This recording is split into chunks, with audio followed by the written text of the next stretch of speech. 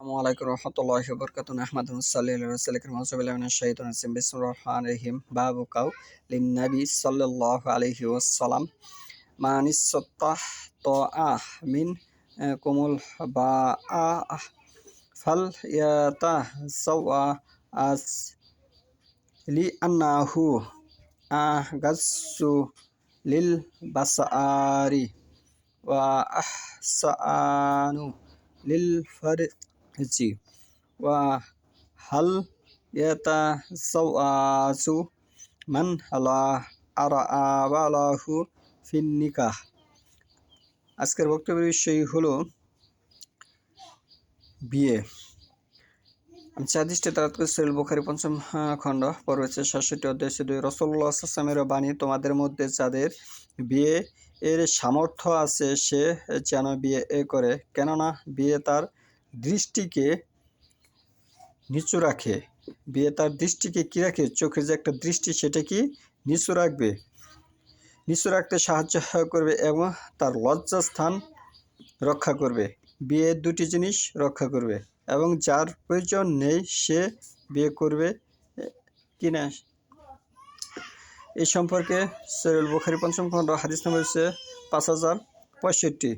আল-কামা রাদিয়াল্লাহু আনহু হতে বর্ণিত, তিনি বলেন, যখন আমি রাসূলুল্লাহ সাল্লাল্লাহু আলাইহি ওয়াসাল্লামের সঙ্গে ছিলাম, উসমান রাদিয়াল্লাহু তার সঙ্গে মিনাতে দেখা করে বললেন, হে আবু আব্দুর রহমান, আপনার সাথে আমার কিছু দরকার আছে।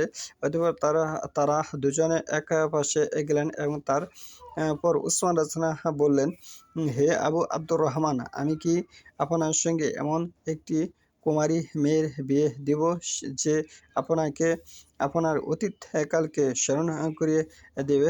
আব্দুল্লাহ যখন দেখলেন তার বিয়ের দরকার নেই, তখন তিনি আমাকে হে আলকামা বলে ইঙ্গিত করলেন।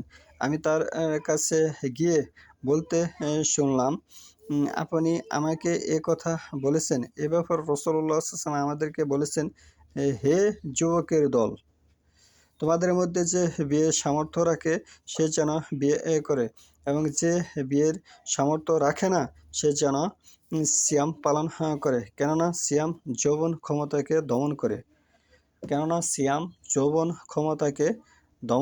করে বিয়ের বিষয়ে যে হাদিসটা এখানে উপস্থাপন করলাম, দুটি জিনিসকে নিরাপদ রাখবে। এক, লজ্জাস্থান।